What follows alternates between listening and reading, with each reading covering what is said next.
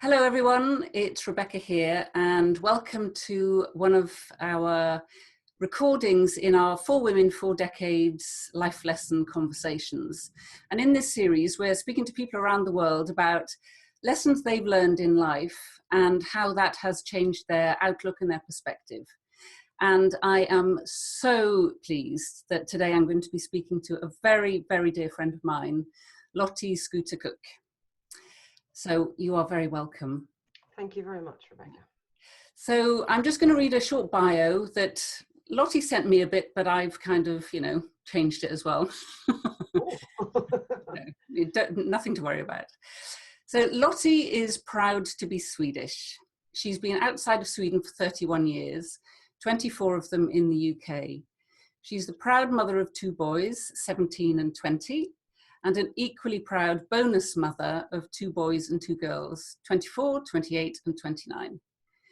Lottie and I met during our NLP practitioner training back in 2007, when we became very, very close friends. A friendship that has, in Lottie's words, allowed her to grow as a woman, mother, sister, wife, friend, colleague, and a fellow human being.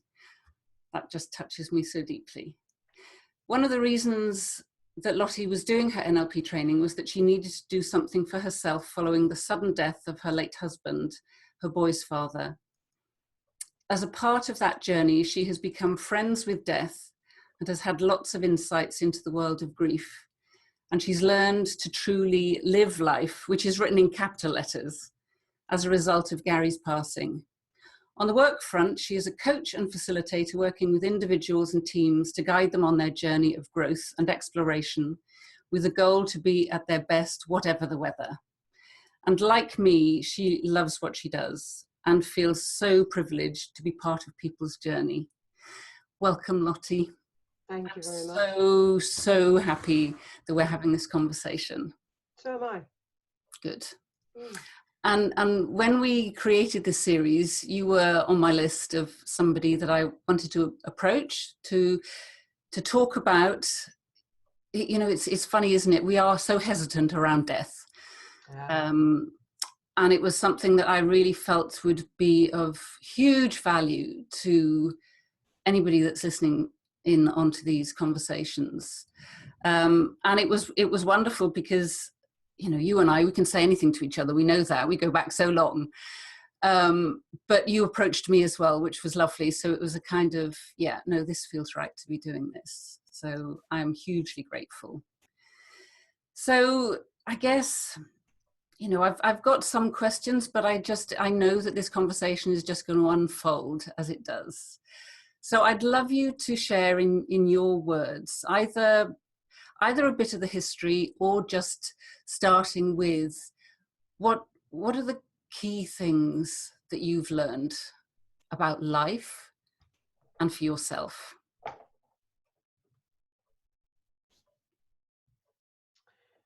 I was a week away from turning 20 when I met death really properly for the first time. That was also just before I graduated in Sweden, and that was like the A levels here.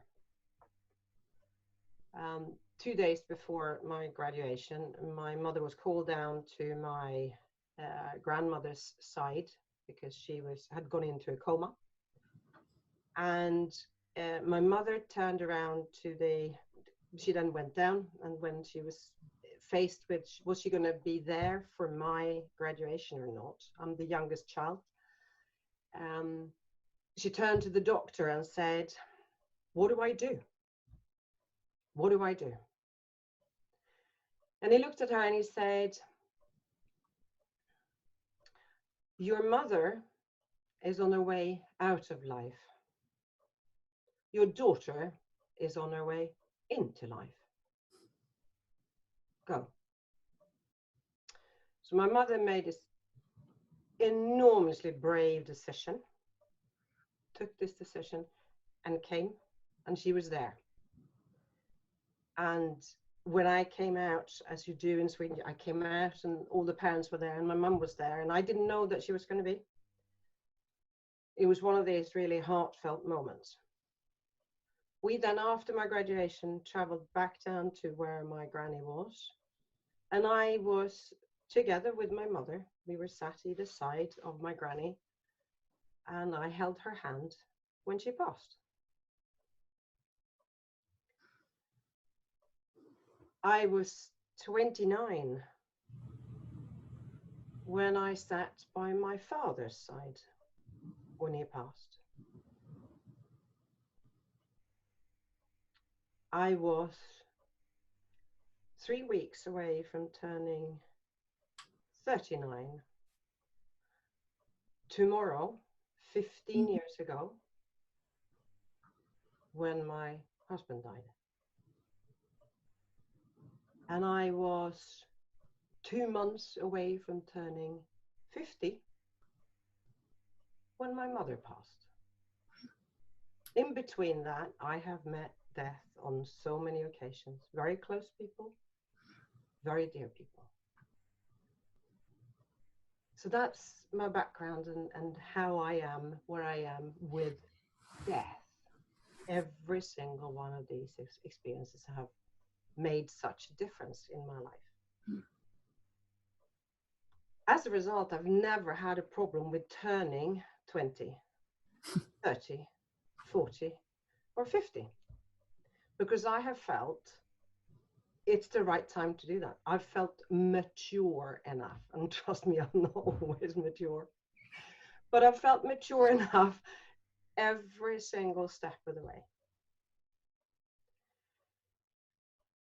15 years ago, I lost Gary, and it's 15 years tomorrow. And that was compared to my granny and my father and my mother, they were of an age where it's acceptable to pass, in my books, perhaps not in others, but in mine. Gary's passing was not only unacceptable, it was totally unknown. It was within days, and within 48 hours was the notice I had. And I had Oliver was 2 weeks or 3 weeks away from turning 2, and Connor was 4.5 at the time. On the night of Gary's passing, my mum had come to England to be with me, a very short notice.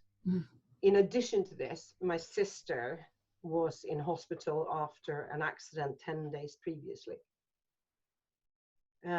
Very traumatic accident, so she was not able to be anywhere near. And my mum was faced with being split as a parent. Anyway, on the night after Gary passed at 7:15 was when I said my final farewell, or rather he did, because that's when he stopped breathing. At 3 o'clock in the morning, I stood outside our house. My mom was sitting in the kitchen, and I said, "Do you know what, Mummy? I'm going to make this the best I can. I'm going to do the best I possibly can, because I feel that this is enough hardship for my boys and I. I want to create a positive life for me and for them. And that's going to be my fight."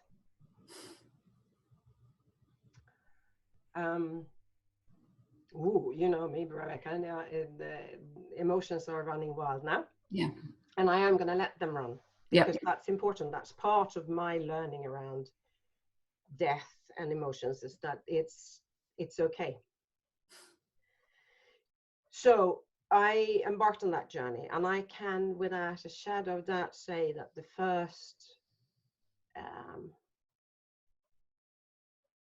year was, I'm a pragmatist, and it was about getting on with it. It was about doing the probate. It was about the funeral. It was about trying to find out what I was going to do work-wise. Oh no, I can't really work as much, or no, I do need to work because there's no one else to support me. Oh yeah, okay, yes, of course. The realization, anything and everything that has got to do with my boys and myself are on my shoulders.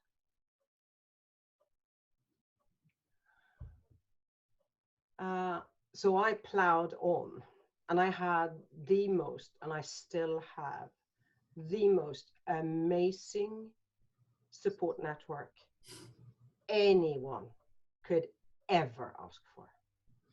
From day one on, from the 48 hours when I was in hospital and Gary was looking like he was going to survive, and then no, he didn't. But it was the pragmatic, get on with it. I cried a lot. I felt despair. I felt what I think a lot of people are feeling right now. I felt locked up. We got to the autumn. I had started working again. So this was obviously in May. So we're getting to the autumn. Conrad started school. They had to scrape him off my body for the first 3 weeks because he was scared I was gonna die if we parted. So the head teacher there said, okay, he needs to see you. But of course I couldn't be at school. So I said, okay, how? And she said, if you can find a photograph of you and him and perhaps Gary and Oliver, if he can carry that photograph, then that might make a difference. And it did. Mm-hmm. So a really good friend of mine had taken some lovely photographs of us four the summer before, and I literally photocopied them, I laminated them, and I had on one side was Gary and his two boys, and on the other side was Oliver and I think. That made the difference for that part. But for me, so I managed to create something good, and I didn't want any help in the house at this point in time because I wanted to ensure that we became a unit of three, because that was what it was. A new formation. Part of that was, of course, that because I didn't have any help and no family, because my mom was in Sweden, my sister was still very unwell in Luxembourg. When the boys went to bed at night, I was locked in. Talking about self-isolation. And I remember I used to stand outside. I used to lock the door from the outside. I used to go out, and I had started smoking again then. And I used to go out to have a cigarette just to breathe. Now that sounds really bad. It wasn't particularly fresh air, but just to be on my own for a second.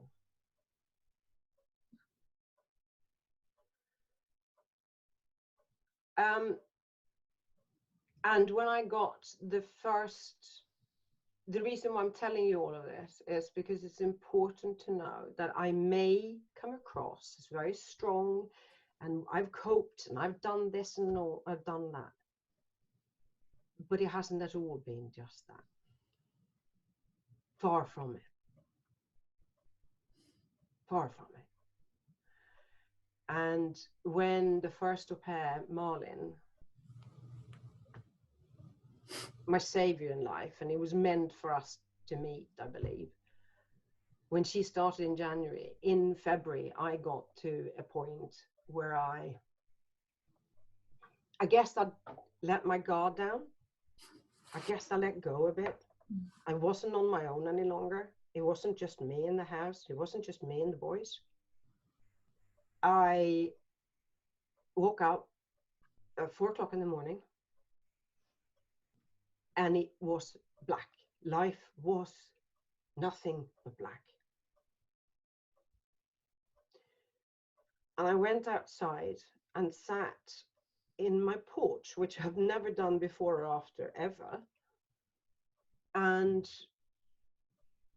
I got a packet of cigarettes with me. And I simply fell apart. And I wanted to commit suicide. I wanted to end my life because I felt that the burden of raising my two boys on my own, I wasn't going to be able to do.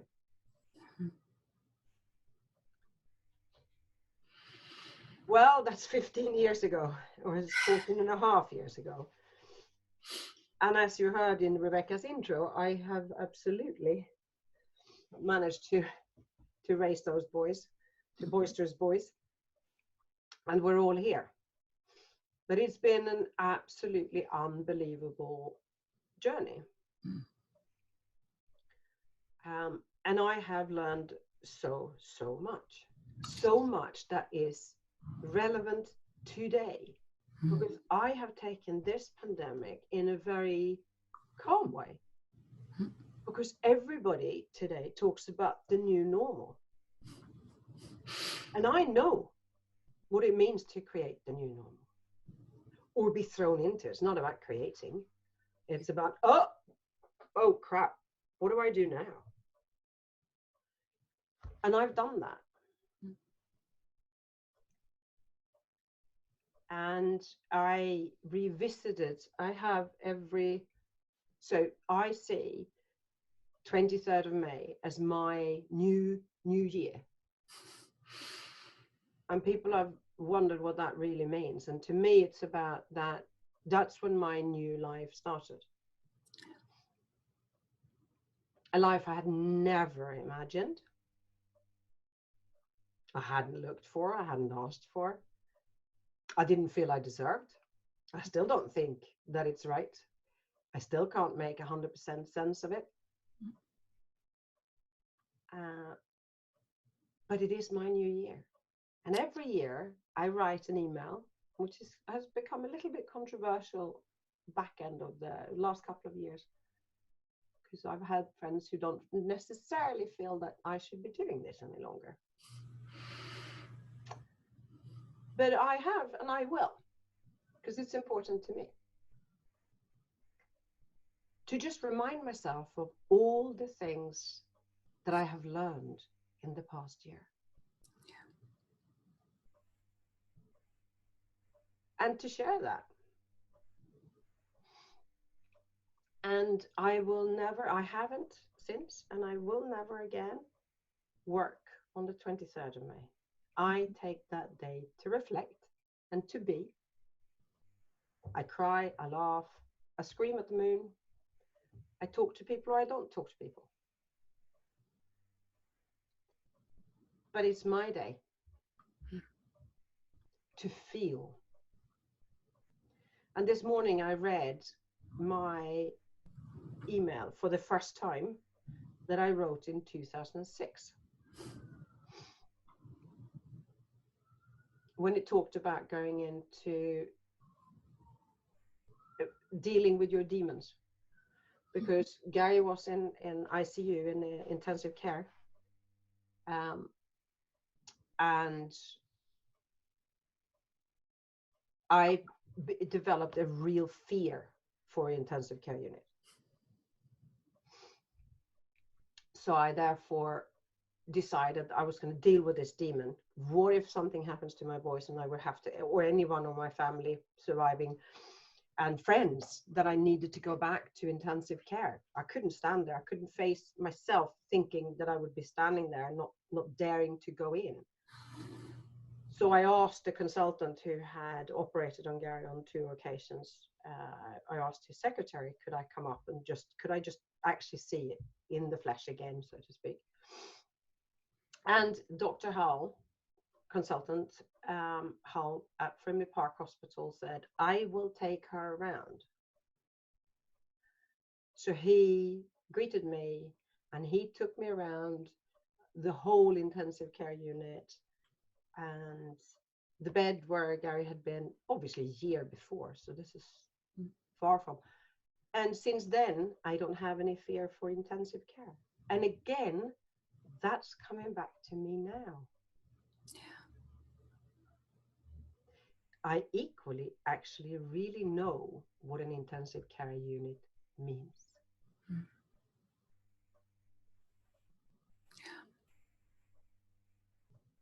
That was a very long introduction, Rebecca. No.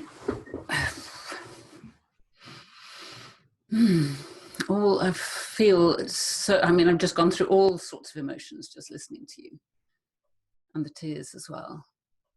And I am so grateful for you sharing that. Thank you. And it's so interesting that you've, as you say, faced the demons. You've looked over the edge, and you sat in your porch and wanted to, commit suicide because of the pain. And yet here you are. Mm-hmm. And it's beautiful. And this is one of the things I love about you, is your realness, because so many of us are so frightened of feeling that we live a kind of semi-conscious life of and numb it. We're frightened of our feelings, so we numb them. And I remember talking with someone I know whose daughter had died, and she said to me, I could so easily just drink or drug myself now, but I'm not going to, because it's going to be there whether I numb it or not. And I think in your sharing and your emails, my goodness me, I love those emails, because as you've shown that you can have the most horrific set of cards dealt, and you can be okay. Even in the, and the many conversations that we've had, and the buck stops with you. Yep. When it comes to raising your boys,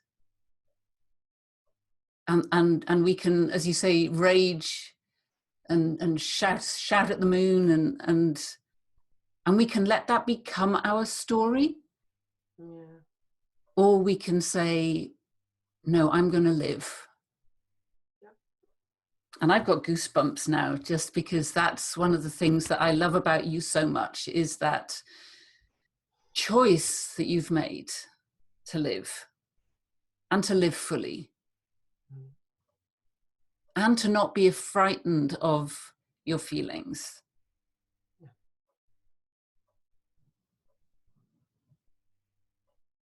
I'll tell you a funny thing here.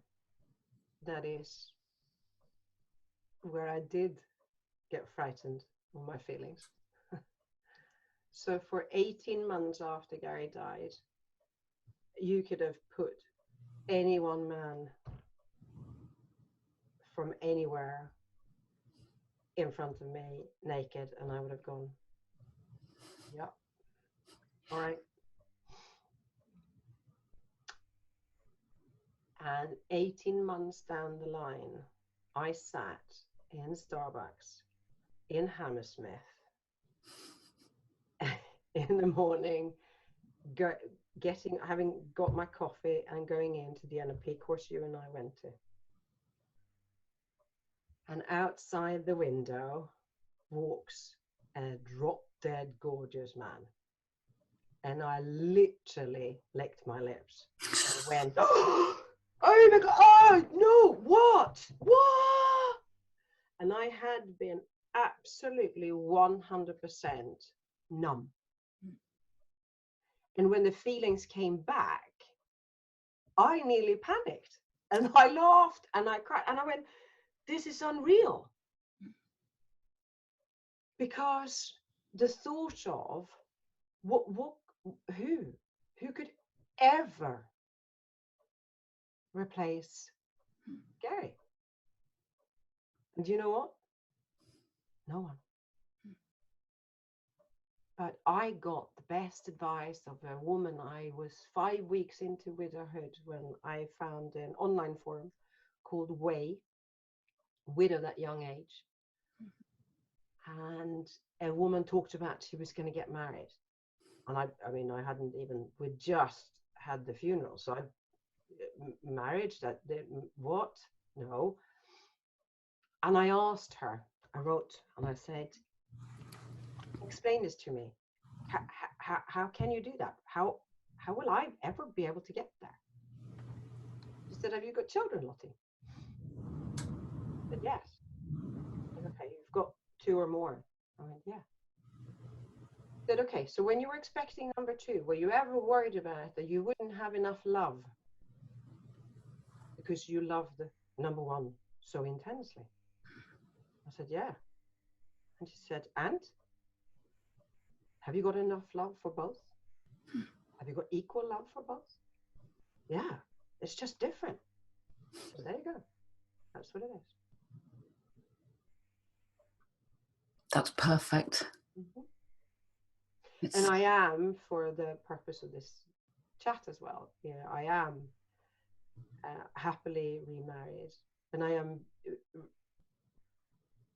incredibly happy and so lucky. And my love for Ian, my now husband, is unbelievable. But my love for Gary will never cease. Yeah. I don't stop loving him. I've never stopped loving him. I will never stop loving him.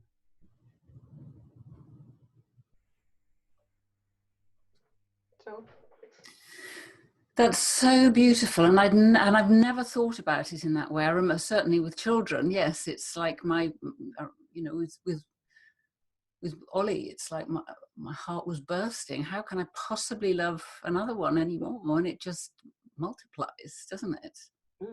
And as you say, different. And I think that's just so beautiful, so beautiful. So if you were to, you know me, I write, and I've written a couple of books, and it's like, so if you were to write a book or your memoir or I hate to say a guide, but to support people who've lost someone they love, who's somebody that's died, what would be your kind of messages, your gift to them?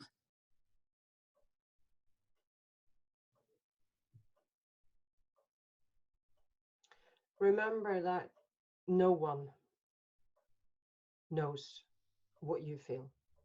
No one understands what you feel. No one can. Kindness, which is of course the theme of the Mental Health Awareness Week. Be kind to yourself, but that's being a coach. It's so easy to say be kind to yourself because we know as coaches what that means. A lot of people don't really understand that. But be kind to yourself and be forgiving. Yeah.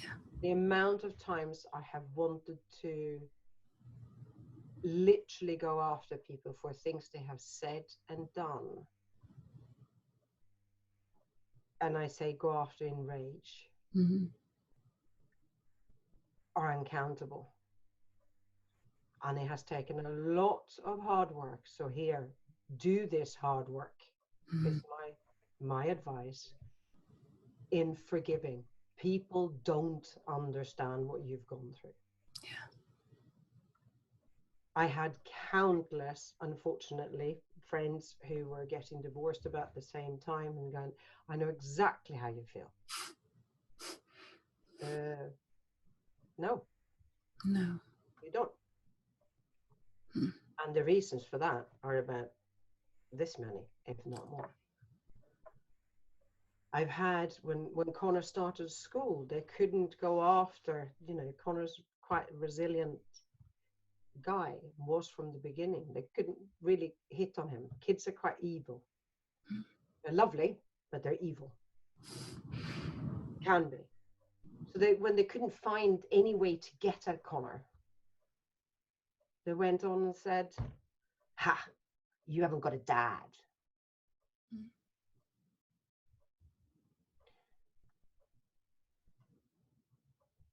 As a mother, that's when you want to not only talk to the child, but you want to talk to the parents. You want to say, perhaps you should help your child understand this.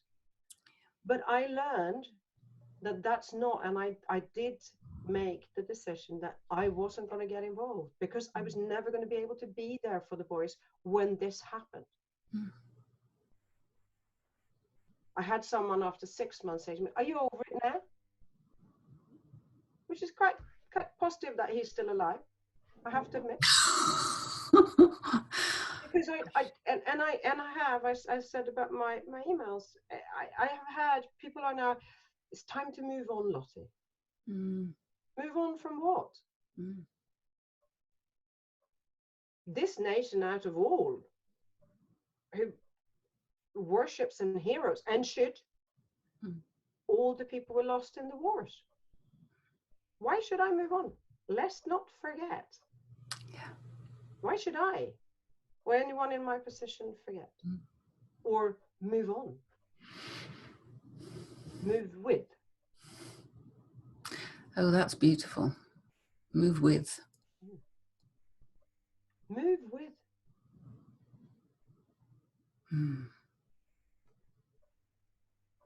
For a long period of time, when my kids got the question, so Dad is in heaven, or you know, anything like that, they went, "Oh, but he's here."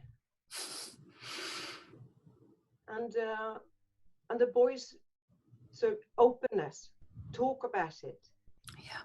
And my biggest advice to not the people necessarily that have lost a loved one, but the people around this, please don't stop talking about this person.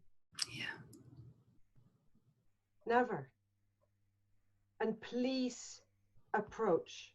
I had people that I didn't know so well, that didn't know what to say to me, that changed side on the street because they were worried about what I would, if I would fall, you know, break down or whatever.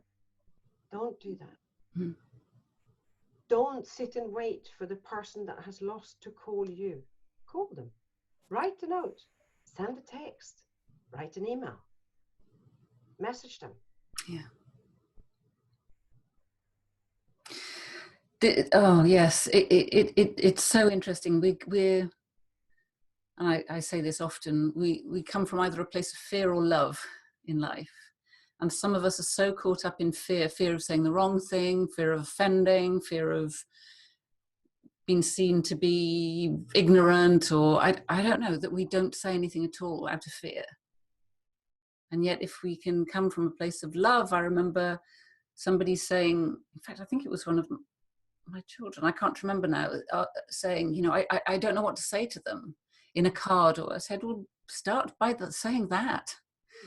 Be honest. I don't know what to say, but I'm just here sending my love, whatever it is. Because, well, I can't even begin to imagine what that's like, but you know, what you've been through, but absolutely can share the something that I've learned has been, you know, changed for me, is don't be afraid to say, to share, to cry, to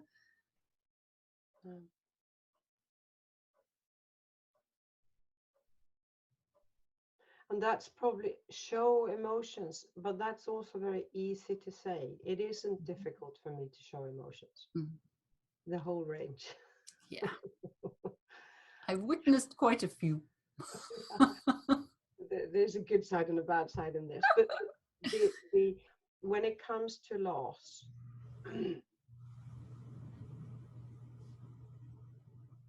I mean, I miss my parents not so incredibly much.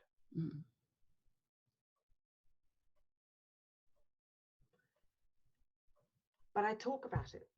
Yeah. And I voice it and I write about it. And if I do that, what I have also, you know, lived today, tomorrow might not be the case.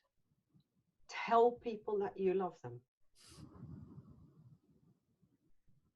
When it's too late, it's too late. Yeah.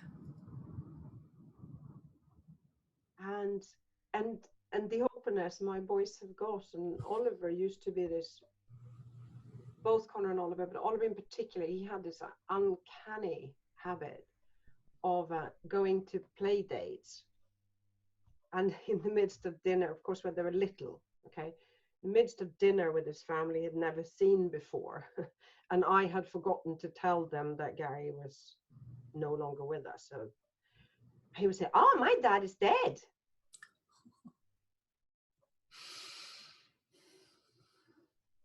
And the kids went, "Really? Where is he then?" "Ah, he's here. He's dead." And he could go on into descriptive moods what happened after, in terms of after the funeral. So, but, and mums and dads went, "I don't know what to say." But of course he was there and he just did it. So talk about it. Yeah. It helps. And if you don't dare to talk about it, then find one source that you use as your starting point. Yes. And when I say source, that might be the cat or your dog or a horse or the flowers or the birds.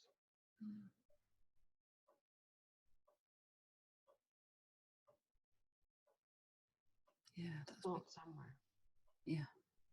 And accept help. Something that Rebecca and I have had many conversations about, but it is accepting help. Yeah. And because I know you said right at the start of this conversation that, you know, it was just you and the boys and the front door was shut and it was you and the boys. Yeah.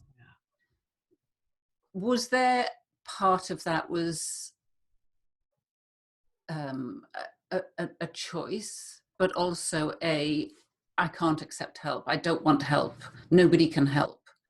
No. Okay. No. It was a very deliberate choice. Okay. The minute everything happened, my mum was with me right there and then, but after that, it was crystal clear to me straight away that I wanted and needed help, and I came to a conclusion very quick. My first words to everybody was, "Get me a job," because I was running my business and I was earning nothing. So the source of income was Gary. Therefore, this was now a real issue for me. So my first words were, "Get me a job." And then I thought about it and thought, my boys are never going to see me. We've got no family here, none on Gary's side, none on mine. If I'm gonna live as I had that night, or that early hours of the 24th in the morning, said, I'm gonna live. Well, I had, this is what I want to do. This is how I want to live. No good for me to sit and commute up to London. My boys would never see me. I would never see them. So I then decided to carry on running my own business, which was a huge decision. I secured a loan in order for me, and I gave myself 2 years and say, you got to give everything here and see if you can make this work. Instantaneously then I came to, I wanted an au pair. So I started looking already then.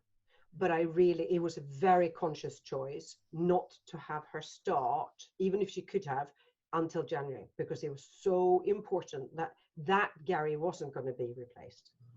Yes. Around the dinner table, we're talking about really tiny kids here, 2 and 4.5. Very quickly, could that have been the new normal with mummy, au pair, and us? And she wasn't going to be there to take Gary's seat at the table, literally. That was my point. So I had a childminder. Okay. but that was, and she was wonderful. But I had to drop off and pick up, and if they were ill, I couldn't leave and I couldn't work. And so it was really, really, really tough. Yeah. But Rebecca,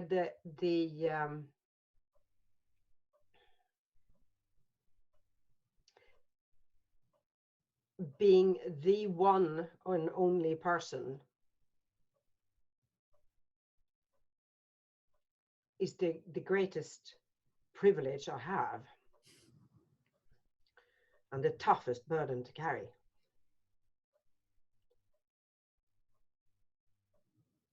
And I have the most, as I said, I have the most amazing husband and stepfather for my boys. Amazing. But the buck stops with me, and it will for the rest of my life. Yeah.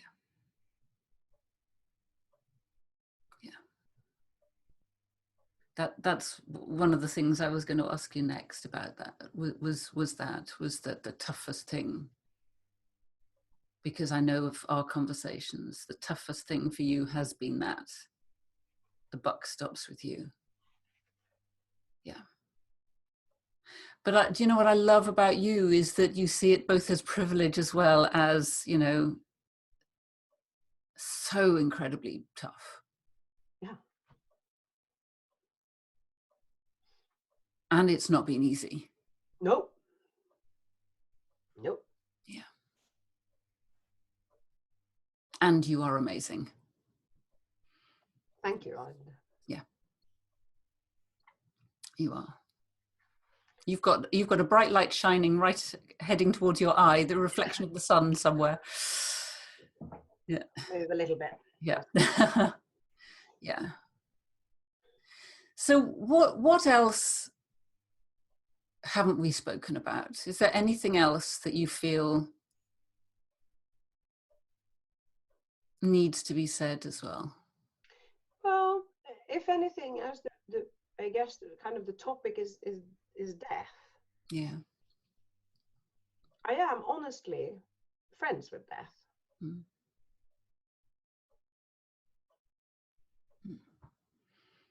We're all going to die. It's just a matter of when, because there's only one certain thing in our lives. If we're born, we will die. Yeah. There's no escape there. There's no choice there. There's no nothing. It's going to happen. Yeah. And someone said the other day about COVID and said, so are you scared? I said, no, I'm not scared of dying. But I don't want to die now. That would be really, really the wrong time in my life. And for my boys. Yeah. But in addition to that, the one thing I would like to say about a funeral is make that the celebration of life.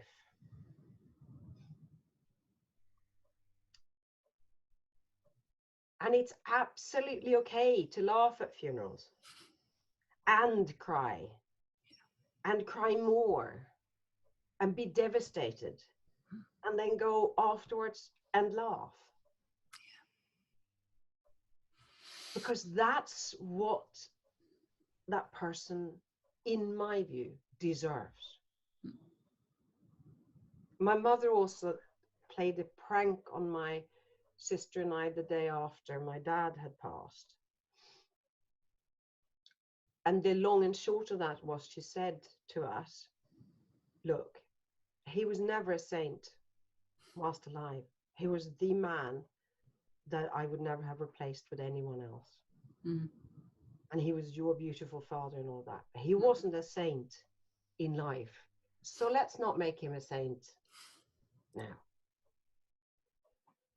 I don't just remember the positive. Remember the other stuff that's been going on as well. Because that is what lets them be alive.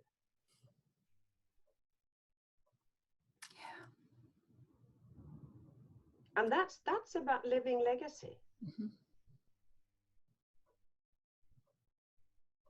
And I've written, a girlfriend of mine lost her dad some 5 years ago, and I had a couple of really good advices around the funeral. So I've actually written my 10 top tips, which sounds really bizarre. Catchy title, I hope. Yeah, well, you know. Yeah, so there's lots in that. It's about, how do you celebrate this? How do you not keep them alive? Because that's it's about here. Absolutely. And it's next month is a year since my mum died.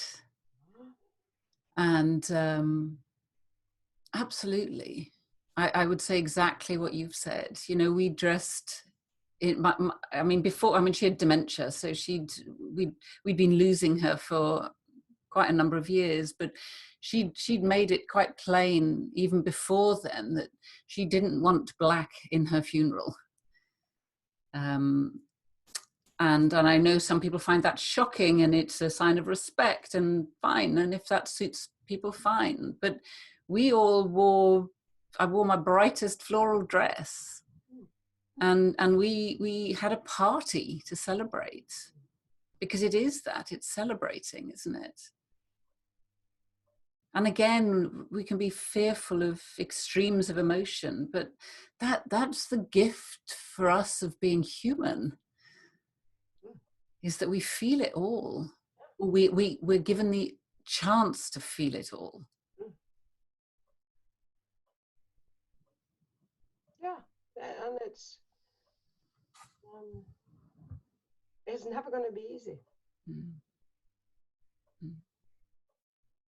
No, it isn't. But it's to be embraced.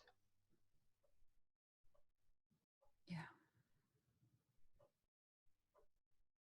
And that's it, isn't it? It's to be embraced. It's not that we don't need to be, as I said earlier, to be defined by it, which so many people do in all sorts of areas of life. Something happens and they become that. Yeah. And I find that sad, because they are experiencing that. It's not who they are. And I could so easily have become the widow. Yeah. And the young widow. Yeah. And I that is also worth saying. I found it was really tight to me. To say widow was very strange to start with, and quite comforting, because that was not divorcee. Yeah. But my wedding band, by the way, that I was, or wedding rings, also for someone who's listening who may have lost or is about to lose a partner. I kept my rings on until about 6 weeks before I was introduced to Ian, my now husband. I had no idea that time that I was going to be introduced to him. And I then replaced them with another ring, because I needed to have something that was big enough on my finger that felt non-void. But it was time. So 3 years after, it was time for me to take my rings off. Yeah. And that felt right then. Yeah. But more importantly than anything else, Rebecca, it's about, there is no book. This is how to do it. Do what's right for you. Yeah. Trusting your wisdom, trusting that you know what's right for you. And you may not trust that. Yeah. Many times I haven't, but the will to know this is, so I haven't necessarily trusted. I've really been going, oh, should not. but there is something in that gut. So I know that that is trust, but actually it's not a known trust necessarily, but something. Do it if that's the way you want to do it, and that's the same with the funeral. If that's the way you want to do it, that's the way you do it. Yeah. Everybody else is actually not relevant. Yeah. Sorry. No, absolutely. Yeah. Yeah. Oh, Lottie, thank you so much. This has been just such a privilege to talk to you about this. It really has. Thank you. Thank you. Thank you. And I've got a mug here that someone gave me where it says, "Good friends are hard to find, harder to leave, and impossible to forget." Yeah. Thank you, Rebecca. Oh, and to all those listening, thank you so much. I'm sure you will be enriched by this conversation as much as I have been. Please feel free to leave comments, anything you like below in the comments. This is part of our 4 Women, 4 Decades life lesson conversations. And don't forget to subscribe so you can be kept up to date with all of our videos. Thank you so much. Thank you.